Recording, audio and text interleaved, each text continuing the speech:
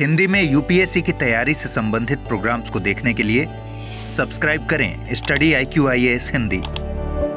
Hello दोस्तों, मैं मनोज कुमार आप सभी लोगों का स्वागत करता हूं आपके अपने चैनल स्टडी IQIAS हिंदी पर। दोस्तों, आज हम लोग बात करेंगे निबंध लेखन का तरीका, यानी कि एक अच्छा निबंध कैसे लिखा जा सकता है या यूपीएससी निबंध में हमसे क्या मांगती है, किस तरीके से चीज़ों को देखना पसंद करती है और यूपीएससी निबंध क्यों लिखवाती है। इन सभी बिंदुओं पर हम लोग चर्चा करेंगे क्योंकि ये बहुत ही इंपॉर्टेंट पार्ट है। और दोस्तों, एक चीज ध्यान रखिएगा, ये एक ऐसा टॉपिक है जो मेंस में आपके लिए बहुत फायदेमंद होने वाला है, क्योंकि निबंध एक ऐसा विषय है जिसमें आपके मार्क्स जो हैं किसी भी जीएस के टॉपिक से कहीं ज्यादा आ सकते हैं। यानी कि इसकी कोई रेंज नहीं है, 50%, 60%, 70% कितने भी मार्क्स आ सकते हैं। डिपेंड करता है कि आप उसको लिखते कैसे हैं, किस तरीके से उनकी चीजों को पूरा करने की कोशिश करते हैं। ठीक है ना, इसलिए बहुत इंपॉर्टेंट है। और इसके लिए आप अच्छे से जानते हैं कि बहुत सारे आप में से स्टूडेंट्स जो हैं वो लगातार कोचिंग करते रहते हैं, इधर उधर मेंस के टाइम पर अलावा निबंध की क्लास भी कर लें, ये भी कर लें, जबकि हकीकत में आपको निबंध की किसी भी क्लास को करने की जरूरत नहीं है। मैं आपको बता दूं तो मैंने फर्स्ट टाइम जब यूपीएससी में मैंने मेंस लिखा था, उस पीरियड में 200 नंबर का निबंध का पेपर आता था और 200 में से फर्स्ट टाइम में मेरे 128 नंबर थे, यानी कि 64% मार्क्स निबंध में। जबकि मैंने कोई निबंध की क्लास वगैरह नहीं की थी, कुछ भी नहीं किया था, जरूरत ही नहीं थी, क्योंकि निबंध क्लास से आता ही नहीं है। क्लास अगर आप करते हैं, किसी का नोट्स पढ़ते हैं, तो इसका मतलब है कि आप बंद जाते हैं। आज इसी क्लास में हम वो सब चीज़ों की चर्चा करेंगे, तो जल्दी से सभी लोग बताइए क्या मेरी आवाज़ प्रॉपर आप लोगों तक पहुंच रही है। हालांकि ये क्वेश्चन बेईमानी है, क्योंकि इतने डिस्कस करने के बाद में अगर क्वेश्चन पूछ रहा हूं तो कहीं ना कहीं मेरे मन में ये शंका थी कि पता नहीं आवाज़ पहुंची भी कि नहीं पहुंची और टॉपिक मैं शुरू कर दूं। ठीक है ना, चलिए इसको हम लोग स्टार्ट करते हैं। सबसे पहले तो आप लोगों के लिए एक गुड न्यूज़ ये है कि यूपीएससी सिविल सर्विसेज के लिए स्टडी IQ ने प्रतिज्ञा बैच जो शुरू किया था सितंबर का, आज वो बैच स्टार्ट हो रहा है। आज तो आज आप इस बैच में, चूंकि जस्ट स्टार्टिंग है, तो आप इस बैच में एडमिशन ले सकते हैं, हिंदी, इंग्लिश और इंग्लिश तीनों लैंग्वेज में, जिसमें आप प्रीफर करते हैं। ठीक है ना। और इस बैच में जो एडमिशन है उसकी जो कॉस्ट पड़ेगी आपको एवरेज 999, यानी कि MK लाइव कोड लगाने के बाद आपको जो बैच पड़ेगा वो लगभग 21,500 रुपए में आपका कंप्लीट बैच आपको मिल जाएगा। लगभग आप चेक करेंगे MK लाइव कोड के साथ में। अगर मेरे साथ मेरी गाइडेंस में पढ़ना चाहते हैं तो MK लाइव कोड लगाइए और इसको आप ज्वाइन करिए, क्योंकि ये एक लगभग लास्ट बैच है जो आपके 2025 के लिए काम कर रहा है। यानी अभी भी आप इसके माध्यम से अपनी तैयारी को कंप्लीट कर सकते हैं। ठीक है। और इसमें आपको सबसे बड़ी चीज कि यदि इसमें आप प्री पास करते हैं तो आपकी पूरी फीस रिफंड का मौका भी है। इसी बात के लिए प्रतिज्ञा बैच है। और साथ के साथ हर हफ्ते 11,000 रुपए जीतने का भी आपके पास एक मौका है। यानी टेस्ट सीरीज में पार्टिसिपेट करना है तैयारी के लिए, और उसमें परफॉर्मेंस भी चेक करनी है, अपना पार्टिसिपेट भी करना है, और टॉप रैंक करने पर आपको 11,000 रुपए जीतने का मौका मिलेगा। लगभग 30 सप्ताह तक आपको टेस्ट मिलेंगे, 30 संडे लगभग पढ़ेंगे, तो उसमें आप लोग आराम से आप देख लीजिएगा। कोशिश करनी है मेरे साथ मिलकर के कि मैं आपको कम से कम 5 से 7 टेस्ट में आपको इस लेवल पर लेकर के आऊं, तो आपकी पूरी फीस, एक्स्ट्रा इनकम और साथ के साथ सिलेक्शन और सब कुछ आपको मिलेगा। साथ के साथ इसमें एक सिलेक्शन किट भी मिलनी है जिसमें सभी इंपॉर्टेंट बुक्स मिल जाएंगे। 18 बुक्स हैं प्लस अदर मटेरियल भी है, जिसमें आपका एटलस भी है, कैलेंडर भी है, ठीक है ना, आपके रजिस्टर भी हैं, डायरी भी है, तमाम तरह की चीजें हैं, हाइलाइटर से लेकर के इंपॉर्टेंट पेन वगैरह सब बेहतरीन क्वालिटी का आपको एक पूरी किट दी जा रही है, जिसके लिए अब आपको किसी भी बुक को बाजार से परचेज करने की आवश्यकता नहीं पड़ेगी। मात्र 21,500 रुपए में एवरेज खर्च पड़ेगा आपका 999 महीने। सोचिए कितना कम पड़ रहा है। तो जल्दी कीजिए इसमें आप लोग, और MK लाइव कोड लगाना भूलना मत। ये मेरा टेलीग्राम ग्रुप है जिससे आप ज्वाइन कर सकते हैं, और ये कॉन्टैक्ट डिटेल है। अगर आपको कोई भी डाउट है तो मैं यहाँ कॉन्टैक्ट कर सकते हैं मुझसे, और ये मेल ID है जिसमें आप मुझे ऑफिशियली मेल कर सकते हैं, और टेलीग्राम ग्रुप का बार कोड ये रहा। तो बात कर रहे थे निबंध को लेकर के। तो दोस्तों देखिए, पहली बात तो ध्यान रखिएगा, निबंध की हमें जरूरत क्यों है। निबंध में पहली बात तो यूपीएससी ने इसको रखा क्यों। देखिए, प्री का एग्जाम होता है, आप अच्छे से जानते हैं कि प्री का जो एग्जाम है वो आपका नॉलेज, आपकी मेमोरी पावर और आपके मैनेजमेंट की क्षमता के किस सब्जेक्ट को किस तरीके से तैयार करें, टाइम मैनेजमेंट कैसे करें, अपने इंपल्स को कैसे, मतलब जो आपकी पल्स है, जो घबराने की वाली कंडीशन है एग्जामिनेशन हॉल में, उसको कैसे मैनेज करें, इन सारी चीजों का एग्जाम है प्री। और उसमें से फिल्टर करके मेंस के लिए बुलाए जाते हैं जिनके अंदर उनको लगता है कि हाँ अब ये क्रीम बच्चे आ गए हैं ऑल ओवर इंडिया के लेवल से, अब इनका हम लेंगे एक रिटन टेस्ट। रिटन टेस्ट में आपका जीएस का जो पेपर होता है वो आपकी नॉलेज का टेस्ट होता है, अलग अलग सब्जेक्ट की गहराई और उसकी आपकी स्पेसिफिक नॉलेज। ऑप्शनल सब्जेक्ट होता है आपके स्पेसिफिक सब्जेक्ट की गहराई और सारी चीजों के लिए कि आप अपने किस विषय को कितना पसंद करते हैं, कितनी अच्छी से आप जानते हैं, समझते हैं, वो आपका हो जाता है। लैंग्वेज का पेपर होता है कि आपके अपने लैंग्वेज पर क्या कमांड है, किस तरह कमांड है, उनको लेकर के आप देख सकते हैं। इंग्लिश और एक रीजनल लैंग्वेज कोई भी, जो भी आप अपने राज्य की जो भी रखना चाहें, ठीक है ना, वो होती है। जनरली हिंदी बेल्ट है तो हिंदी लैंग्वेज है, इंग्लिश तो कंपलसरी है ही। अब उसके अलावा होता है निबंध। अब निबंध में क्या है, तो ध्यान रखिएगा दोस्तों कि निबंध में जो चीजें हैं वो आपको समझने की जरूरत है। निबंध का पेपर आपका लिया जाता है, अगर यही चीज समझ में आ गई तो समझ लीजिए आधा पेपर हमारा सॉल्व हो गया निबंध का। देखिए, सबसे पहले आपके निबंध के जो विषय होता है, विषय की गहराई से समझ होनी चाहिए। समझ, ठीक है ना, विषय की गहराई से समझ, विषय की, किसी सब्जेक्ट की नहीं। इसलिए जिसमें जो टॉपिक होते हैं निबंध के, जो 2 निबंध आएंगे आपको अलग अलग टॉपिक से रहते हैं, तो उस टॉपिक की आपको गहराई से समझ होनी चाहिए। ये दूसरा होता है। दूसरा, इसमें वो चेक करते हैं आपके विचार, आपके आइडिया, आपके विचार, आपकी सोचने की क्षमता कितनी विस्तृत है, कितनी गहराई से है, सोचने की क्षमता। इसमें चेक करते हैं आपके नकारात्मक और सकारात्मक पहलू, और सकारात्मक पहलू चेक करते हैं। नकारात्मक और सकारात्मक पहलू दोनों चेक करते हैं। प्लस आपके विचारों के साथ साथ एक चीज आपका उसका विश्लेषण चेक करते हैं कि आपकी विश्लेषण की क्षमता कितनी है, ठीक है ना। तो आपके विचार कैसे हैं, विचार कितने विस्तृत हैं, सोचने की क्षमता कितनी विस्तृत है, आप उसमें जो उदाहरण डालते हैं, अपनी बात कहते हैं, वो आप उदाहरण कहां के डालते हैं, अपने आसपास की चीजों को देख रहे हैं या दुनियादारी में देख रहे हैं या कहीं से रट्टा मार के आपने लिखा है, ये सारी चीजों को देखते हैं। इसके अलावा आपका इसमें चेक करते हैं आपका लेखन और आपका प्रस्तुतिकरण, लेखन और प्रस्तुतिकरण। और एक चीज आपके देखते हैं, विषय से संबद्धता,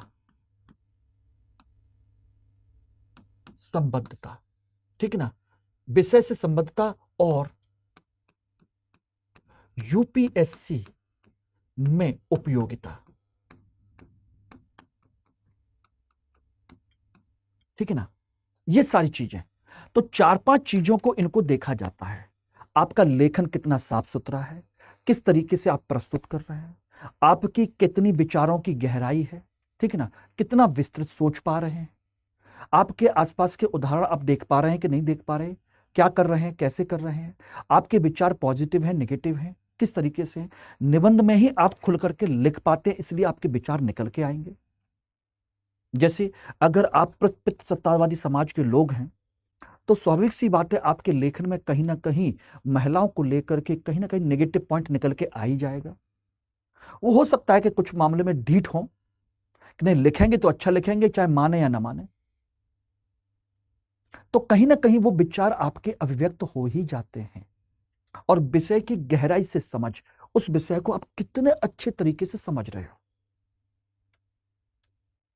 जैसे न्याय गरीबों तक पहुंचना चाहिए, न्याय एक राजनीतिक मुद्दा है, और गरीबी सामाजिक आर्थिक समस्या है, लेकिन पहुंचना चाहिए इसका मतलब पहुंचा नहीं है। तो इसमें आपको बताना है न्याय क्या होता है, कितने प्रकार का होता है,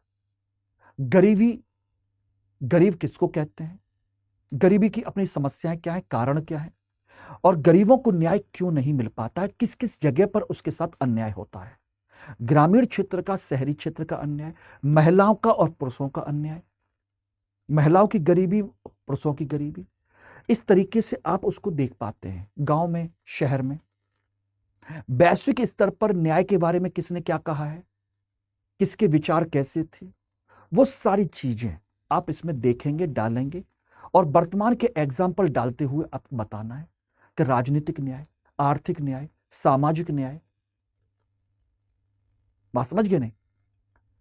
और गरीबी की स्थिति, गांव की गरीबी अलग, शहर की गरीबी अलग, उनकी समस्याएं अलग और उनकी समस्याएं अलग, पुरुषों के संदर्भ में अलग, महिलाओं के संदर्भ में अलग। अब इनको आप कैसे समेटते हो, किस तरीके से देखते हो, ये इस पर डिपेंड करता है। ये जो मैं बता रहा हूं, ये मेरा पहला निबंध था जो मैंने आपको बताया है, जिसमें मेरे 128 मार्क्स आए थे। न्याय गरीबों तक पहुंचना चाहिए। तो ये जो कंसेप्ट है, और इसमें आप सोचिएगा कि किसी किताब से पढ़ेंगे, नहीं, इसके लिए आपको कुछ नहीं करना है, किसी किताब की जरूरत नहीं है, बल्कि आप अभी से इस तरह से सोचने के लिए अपने नोट्स बनाइए। ध्यान रखना, तो सबसे पहले तो आपको जो काम करना है वो ध्यान रखिए। इसमें करना क्या है, सबसे पहले आपको एनसीईआरटी, वो भी कौन सी, राजनीति की, राजनीति विज्ञान की एनसीईआरटी, आपकी सामाजिक विज्ञान की, ठीक है ना, और कुछ कुछ चीजें जो हैं इससे संबंधित आपकी कुछ और हो सकती हैं, आर्थिक है, जैसे अर्थव्यवस्था की, अर्थव्यवस्था की केवल 9th और 10th की एनसीईआरटी, बस केवल 9th और 10th की। ये है आपकी 11th और 12th की एनसीईआरटी, ये आपकी 6 से लेकर के 12 तक की एनसीईआरटी, इनको आप पढ़ेंगे। आप इसके लिए भूगोल पढ़ सकते हैं, भूगोल पढ़िए, भूगोल की एनसीईआरटी पढ़िए सिर्फ, बाकी किसी चीज की जरूरत नहीं है। इनके अंदर जो दे रखा है ना, वो बहुत बेहतरीन दे रखा है। एक यहां से, दूसरा आप अच्छे अच्छे जो विचारक हैं, विचारक वो कोई भी हो, इतिहास के हो, धर्म के हो, कोई भी हो, अच्छे विचारकों के विचार आप पढ़ें, और पढ़ने के बाद इनके कुछ नोट्स बनाएं, और ये सोचें कि अगर मुझे इस विचार को कहीं लिखना हो तो मैं कहां लिखूं, इस विचार को अगर मुझे लिखना हो तो मैं कहां लिखूं, कहां पर इसका इस्तेमाल करूं। तो यानी कि नोट्स बनाते समय उसके उपयोग के बारे में जरूर सोचें, उपयोग के बारे में सोचना कि इसको मुझे कहां लिखना चाहिए, ठीक ना। तीसरा, एक किताब है हिंदी की, एक किताब है बहुत बेहतरीन किताब, उसको जरूर आप लोग फॉलो कर सकते हैं। वो है आपकी चिंतामणि,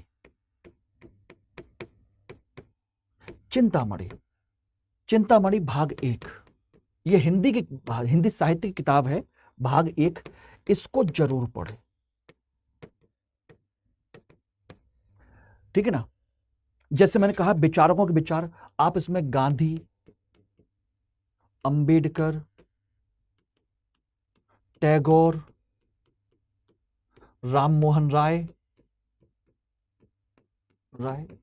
या आपके बुद्ध, महावीर, ऐसे बहुत सारे विचार हैं, बहुत सारे विचारक हैं, उन सबके विचारकों को पढ़ें, विचारों को पढ़ें, भगत सिंह को पढ़ें, सावरकर को पढ़ें, क्योंकि सबके विचारकों में, सब में कुछ ना कुछ अच्छी चीजें मिलेंगी।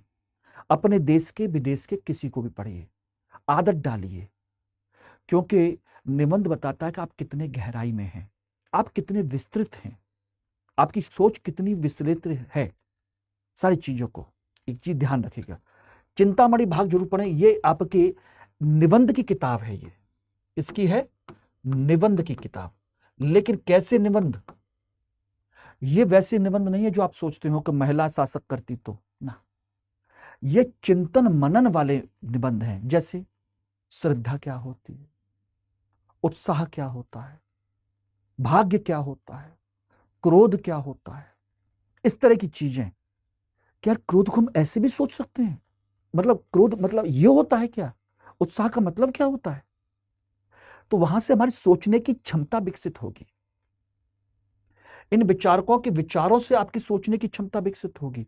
प्रेमचंद की किताबें पढ़िए, प्रेमचंद, यहां से ज्ञान लीजिए, यहां से विचार लीजिए और यहां से अपनी सोचने की क्षमता बढ़ाइए। और चौथा, आप करंट अफेयर जरूर पढ़ें, लेकिन करंट अफेयर का मतलब जीएस वाला करंट अफेयर की तरह नहीं, बल्कि करंट अफेयर्स के आर्टिकल पढ़ें। आर्टिकल जो न्यूज़पेपर में आते हैं, जैसे आपके जनसत्ता के आर्टिकल हैं, ठीक है ना, ये आप पढ़ सकते हैं।